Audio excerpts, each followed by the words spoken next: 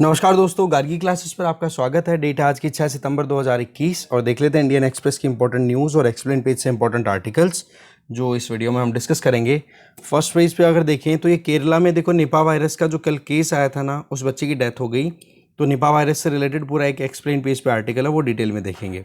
बाकी हम जो फ्रंट पेज से न्यूज़ डिस्कस करने वाले हैं वो ये है कि पैरा ओलंपिक्स में जो शानदार परफॉर्मेंस आई है उसके पीछे क्या है। एक तो गवर्नमेंट की तरफ से सपोर्ट प्रोवाइड करना, दूसरा प्राइवेट सेक्टर का भी वहाँ पर इन्वॉल्वमेंट होना और बेटर ट्रेनिंग फैसिलिटीज़ अवेल कराना, चाहे इंटरनेशनल प्लेटफॉर्म्स पे भी अवेल कराने की बात आई हो तो भी। जानेंगे मुद्दे को पूरा। इसके आगे एक्सप्लेन पेज पे निपा वायरस वाला आर्टिकल और डिटेल में देखेंगे। दूसरा आर्टिकल देखेंगे कि एप्पल अपना एक सैटेलाइट फ़ोन लॉन्च करने वाला है, जो एप्पल का आईफोन 13 आने वाला है, उसमें सैटेलाइट फ़ोन के फीचर्स भी होंगे। जानेंगे मुद्दा क्या है डिटेल में। और इसके अलावा अकाउंट एग्रीगेटर्स, ये एक नया फ्रेमवर्क है जिसमें डेटा, फाइनेंशियल डेटा जो होगा उसको एक्सेस और शेयर किया जा पाएगा, एक कॉमन प्लेटफॉर्म होगा। तो पूरी डिटेल जानेंगे। इस पर एक प्रीलिम्स में क्वेश्चन बनने के चांसेस पूरे हैं। इसके आगे इकोनॉमी पेज पे आईटी मिनिस्ट्री के द्वारा एक कमेटी स्टैब्लिश की गई है जिससे कि स्टार्टअप इकोसिस्टम को बूस्ट किया जा सके, और उस कमेटी को हेड किया जाएगा अजय प्रकाश साहनी के द्वारा। ठीक है। और एक ये न्यूज़ इधर दी हुई है, नीचे देखेंगे हम कि जो एडिबल ऑयल की शॉर्टेज चल रही है ना, वो और अभी प्रॉब्लम क्रिएट कर सकती है आने वाले टाइम पे, क्योंकि चूहे हो गए, लेबर की शॉर्टेज हो गई, या फिर कुछ और ऐसी इन्फेक्टियस डिजीज़ेज़ जिसकी वजह से पाम ऑयल प्रोडक्शन प्रॉपर नहीं हो पा रहा है मलेशिया में। Malaysia is the second largest producer of palm oil, right. तो वहाँ पर इस तरीके की प्रॉब्लम आ रही है, तो देखो महंगाई बढ़ने के स्कोप हमारे यहाँ पर भी हैं। तो दूसरी तरफ इंटरनेशनल प्राइसेस तो ऑलरेडी राइज हो ही रही हैं। इसके अलावा यूएई ने अपनी तरफ से एक प्लान आउट किया है जिसमें अपनी इकोनॉमी को लिबरलाइज करने की बात की है, जबकि जो वेस्टर्न एशिया की बात करें और गल्फ़ कंट्रीज़ में ज़्यादातर कंट्रीज़ जो हैं वो कंजर्वेटिव अप्रोच पे काम कर रहे हैं, प्रोटेक्शनिस्ट, मतलब इकोनॉमी को क्लोज रखने की बात कर रहे हैं। बट वहाँ पर यूएई ने अपनी तरफ से ये नया प्लान बनाया है, जानेंगे।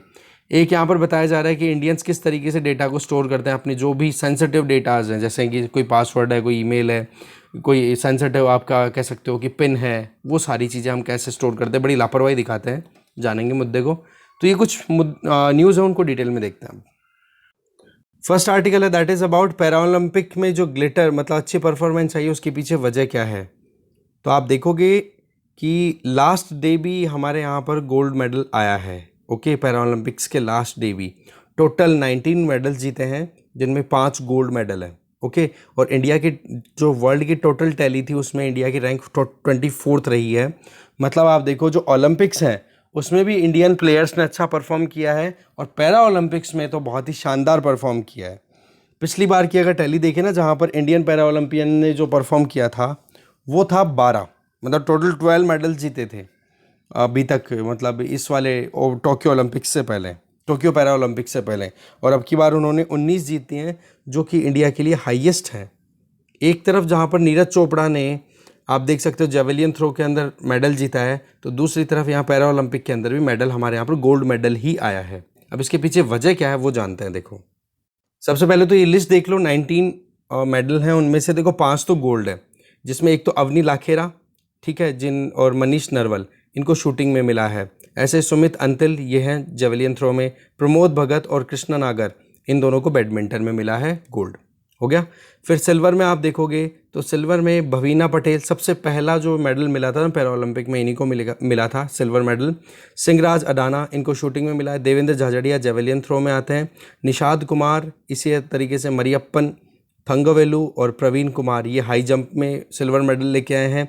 और योगेश कथुनिया और सुहास यतिराज, ये योगेश कथुनिया को सिल्वर मेडल मिला डिस्कस थ्रो में, और सुहास यतिराज ये आईएएस ऑफिसर हैं, नोएडा के डीएम हैं, उनको बैडमिंटन में सिल्वर मेडल मिला है। फाइनल ये हार गए थे। ब्रॉन्ज मेडल की बात करें तो अवनी लाखेरा को ब्रॉन्ज मेडल भी मिला है शूटिंग में। सिंहराज अडाना ने भी शूटिंग में ब्रॉन्ज मेडल जीता है। सिमिलरली सुंदर सिंह गुर्जर की बात करो, जेवलियन थ्रो में उन्होंने जीता है मेडल ब्रॉन्ज, और शरद कुमार ने हाई जंप में ब्रॉन्ज जीता है। मनोज सरकार ने बैडमिंटन में, तो हरविंदर सिंह ने आर्चरी में। तो ये कुछ इंपॉर्टेंट नेम्स थे पैरा ओलंपियंस के। अब इसके पीछे वजह क्या है, देखो, एक तो गवर्नमेंट के द्वारा बहुत सारे ऐसे प्रोग्राम्स चलाए जा रहे हैं, और साथ में गवर्नमेंट हो गया, एनजीओज हो गए, और प्राइवेट सेक्टर का जो पार्टिसिपेशन है ना, उसके चलते बहुत ज़्यादा हेल्प मिली है इन ओलंपियन प्लेयर्स को।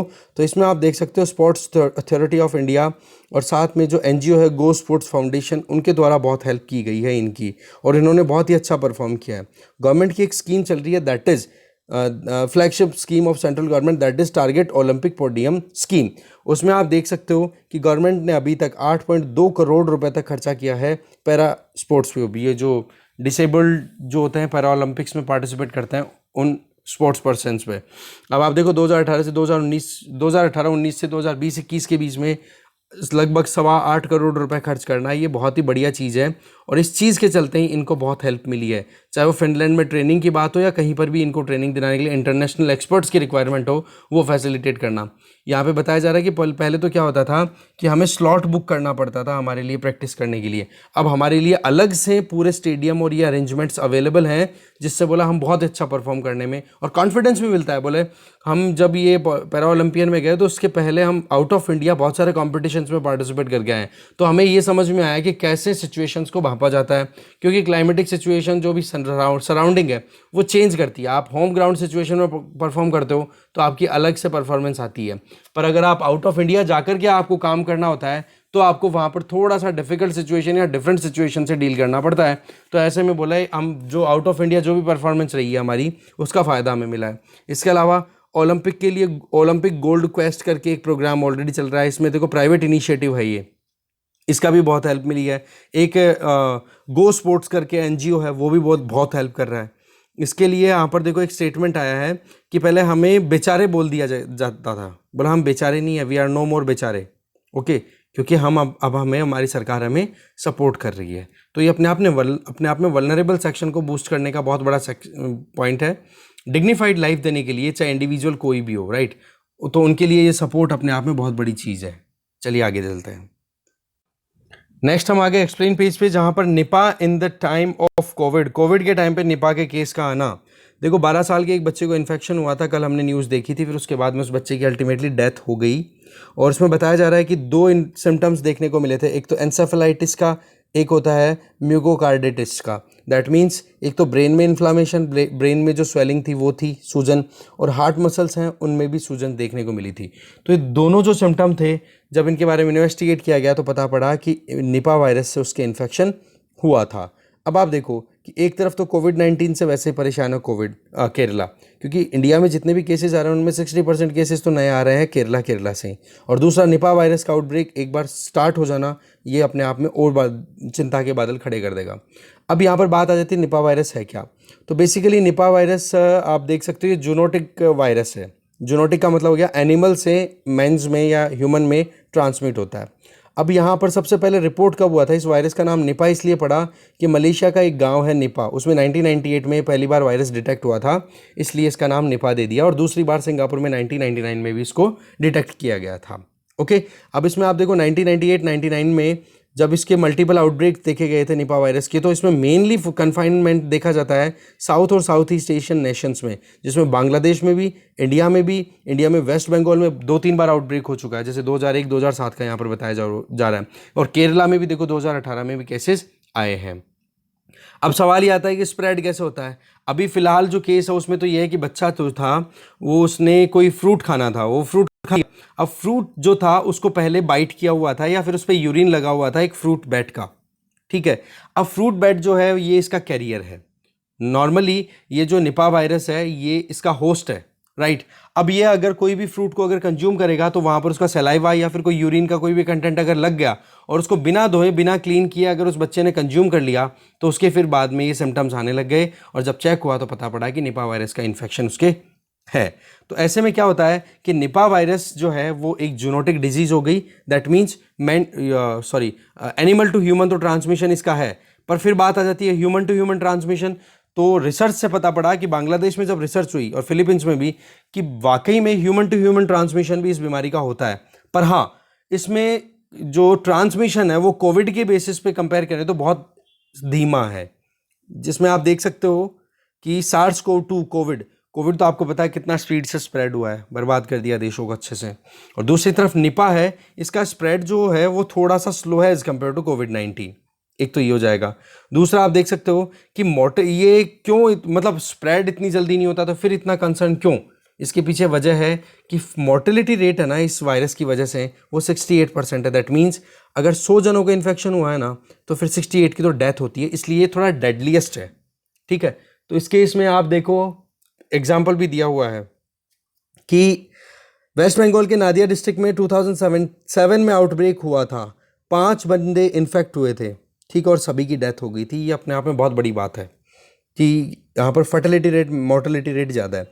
वैसे इसका जो इन्फेक्शन रेट है ना वो थोड़ा कम है, 0.48, जैसे यहाँ पर देख सकते हो रिप्रोडक्टिव नंबर। दैट मीन्स कि एक बंदे को, एक इंडिविजुअल, एक पर्सन को अगर निपा वायरस का इन्फेक्शन होता है तो इसका इन्फेक्शन को दूसरे तक पहुँचाने में वो बंदा कितना काम करता है।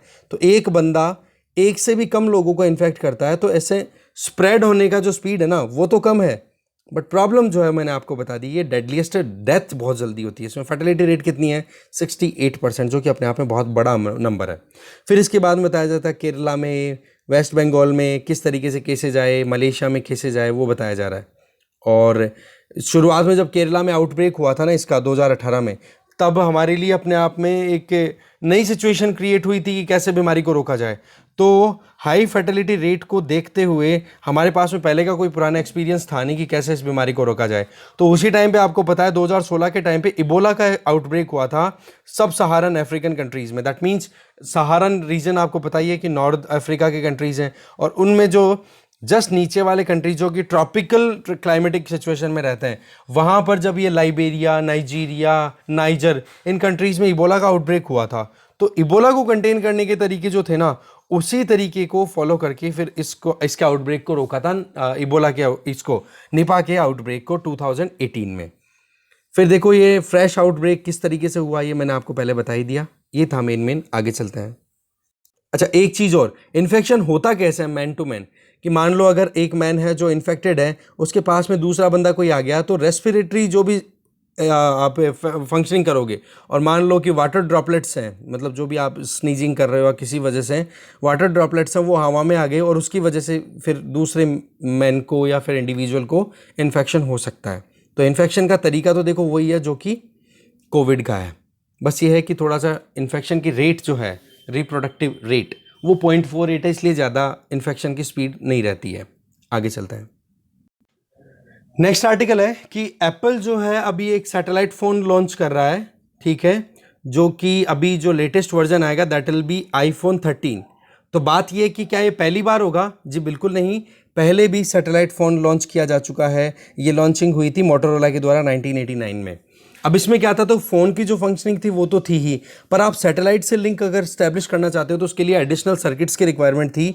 तो एक तरफ तो GSM नेटवर्क, जो कि नॉर्मल सिम हम डाल के कॉन्टेक्ट कर लेते हैं। अब मान लो कोई रिमोट एरिया में ऐसे पहुंच गए आप जहां से कि वहां पर नेटवर्क नहीं आता, तो सैटेलाइट के थ्रू कम्युनिकेशन करना हो तो उसके लिए आपको आउटर एंटेना सिस्टम और इंस्टॉल करना होता था। तो सैटेलाइट फ़ोन जो हुआ करता था ना, वो थोड़ा हैवी होता था। अब दूसरी तरफ अभी जो एप्पल अपना लॉन्च करना चाह रहा है, तो इसमें एक इंटीग्रेटेड चिप डालनी पड़ेगी इसको एडिशनल। अब वही बात है कि आप देखो कि मैसेजेस को सेंड करना, कॉल मेक करना, वो सारी चीज़ें अगर आप सैटेलाइट के थ्रू करते हो तो एडिशनली आपको बहुत ज़्यादा पैसा इन्वेस्ट करना पड़ेगा, और वो फिर डिपेंड किस पे करेगा, कंज्यूमर अफोर्ड भी करता है कि नहीं। चलो अफोर्डेबिलिटी की बात है एप्पल के फ़ोन में, तो वो तो कोई इशू नहीं है, एप्पल का फ़ोन रखता ही कौन, आपको पता है। इसके अलावा पहले तो क्या था कि 36,000 किलोमीटर हाइट के ऊपर जो सैटेलाइट्स लॉन्च किए जाते थे, उनके थ्रू ही सैटेलाइट कम्युनिकेशन या जो सैटेलाइट फ़ोन्स हैं उनके थ्रू कम्युनिकेशन होता था। तो उसमें बहुत डिले होता था कोई भी मैसेज में या किसी भी बात को डिलीवर करने में। जबकि अब जो ये एप्पल का फ़ोन iPhone 13 आएगा ना, इसमें क्या होगा कि लो अर्थ ऑर्बिट में जो सैटेलाइट्स होंगे उनका यूज़ किया जाएगा। दैट मीन्स हाइट होगी उन सैटेलाइट्स की सिर्फ 500 किलोमीटर। इसका मतलब क्या हो गया कि जो डिले होता है डेटा को डिलीवर करने में, वॉइस को या मैसेज को, अब वो डिले थोड़ा सा कम हो जाएगा, कम डिले में ही कम्युनिकेशन स्टैब्लिश हो जाएगा। इसमें आप देख सकते हो कि बहुत सारे स्टेटमेंट्स आ रहे हैं अलग अलग जो काम किए जा रहे हैं उनमें। तो मेन तो यही है कि चैलेंज ये रहेगा कि अपने आप में पैसा बहुत ज़्यादा इन्वेस्ट करना पड़ेगा, नंबर 1। नंबर 2 ये है कि यहाँ पर जो प्रोसेसर है that will be Qualcomm X60, इस बेस पे चिप आपको बेस बैंड पे चिप आपको इंस्टॉल करनी पड़ेगी एप्पल के अंदर। फिर देखो वो हाई लेवल पे, हाई स्पीड पे, या फिर आप देख सकते हो सैटेलाइट के थ्रू कम्युनिकेशन हो रहा है, तो आपको पता है कॉन्फ़िगरेशन थोड़ा सा एक्स्ट्रा ऑर्डिनरी ज़रूरत होगा। तो वही चीज़ें बताई जा रही है मेनली, जो मेन चीज़ थी वो हमने देख ली। ठीक है, लो अर्थ ऑर्बिट में जो रोटेट करेंगे उनके थ्रू होगा। तो एप्पल का i13 देखो वैसे तो 5G को तो सपोर्ट करेगा ही, पर उसके अलावा सैटेलाइट का जो इम्प्रूवमेंट और डालने की कोशिश कर रहे हैं, तो उसमें वही चीज़ है कि कुछ एडिशनल पैसा लगाना पड़ेगा, टेक्नोलॉजिकल एडवांसमेंट इंस्टॉल करना पड़ेगा। That's it. आगे चलते हैं। Next is account aggregator. ये न्यू फ्रेमवर्क अभी एक्सेस के लिए तैयार किया गया है, और इसमें देखने वाली बात है कि जो डेटा शेयर होगा that will be financial data. देखो सितंबर 2 की बात है जब 8 इंडियन मेजर बैंक्स, जिसमें state bank of India, ICICI, axis bank, IDFC bank, Kotak Mahindra, HDFC, IndusInd bank और फेडरल बैंक, इन्होंने मिलकर के और एक जॉइंट एग्रीमेंट फाइनल किया जिसको बोला गया है अकाउंट एग्रीगेटर। अब ये सारे मिलकर के ये कंपनी स्टैब्लिश करेंगे अकाउंट एग्रीगेटर नेटवर्क, जो कि एक नॉन बैंकिंग फाइनेंशियल कंपनी होगी, एनबीएफसी होगी। ठीक है, अब इसमें क्या होगा, सिंपल सा तरीका मैं आपको बताता हूँ, एकदम अगर क्रूड वे में अगर समझे। मान लो आपका अकाउंट एसबीआई में भी है, आपका अकाउंट आईसीआईसीआई में भी है, और आपका अकाउंट किसी और में भी, और आप पेंशन वाले जो पीएफआरडी है उसमें भी इन्वेस्ट करते हो, स्टॉक मार्केट में भी इन्वेस्ट करते हो, तो मतलब आपकी जो लेन देन है वो बहुत सारी जगहों पर है। अब यहाँ पर जब हमने देखा कि ये सारे बैंक्स जो हैं जिनमें आपके अकाउंट है वो यहाँ पर अकाउंट एग्रीगेटर के मेंबर हैं, जैसे कि हमने यहाँ पर देखा, तो आप मान लो कि आईसीआईसीआई बैंक में गए और वहाँ पर आपने अप्लाई किया लोन के लिए, जी कि मुझे लोन की रिक्वायरमेंट है, और ये मेरा एसबीआई में अकाउंट है, एसबीआई का ये स्टेटमेंट दे रहा हूँ मैं आपको, और ये मेरे स्टॉक में इतना इन्वेस्टेड है, ये मेरी सिक्योरिटीज़ के डॉक्यूमेंट है। आपने वहाँ पर डिपॉजिट किया, अब उसके बाद में लंबी लाइनों में तो लगना पड़ेगा एसबीआई की में कि जी आप वहाँ से डेटा कलेक्ट करो, आपकी जो प्रिंट आउट लोगे या फिर जो भी हार्ड कॉपी लेनी है वो, फिर उसके बाद में वो डेटा ले जाकर के आईसीआईसीआई में दोगे, आईसीआईसीआई उसको फिर प्रोसेस करेगा, फिर भी ये एनालाइज करेगा कि लोन देने लायक हो कि नहीं आप। अब आप देखो इस पूरे कंबरसम प्रोसेस को अगर सॉर्ट आउट करना हो तो एक आपने प्लेटफॉर्म बना दिया जिसको बोल दिया अकाउंट एग्रीगेटर। इसमें क्या होगा, ये एनबीएफसी होगी जहाँ पर डेटा आपका मोर और लेस जो भी आपके रिप्रेजेंटेटिव बैंक्स हैं उनके पास में आपका डेटा अवेलेबल है।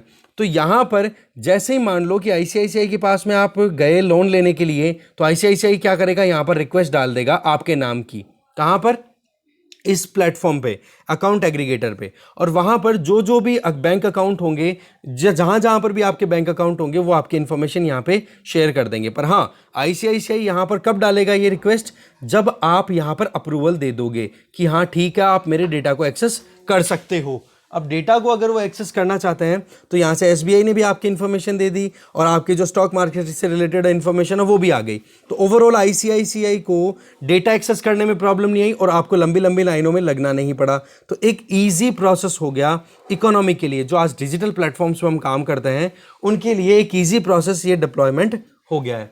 तो इससे बेनिफिट क्या हो जाएगा कि जब भी किसी को लोन रिक्वायरमेंट होगी तो वो ईजिली एंड क्विकली अवेल कराई जा पाएगी।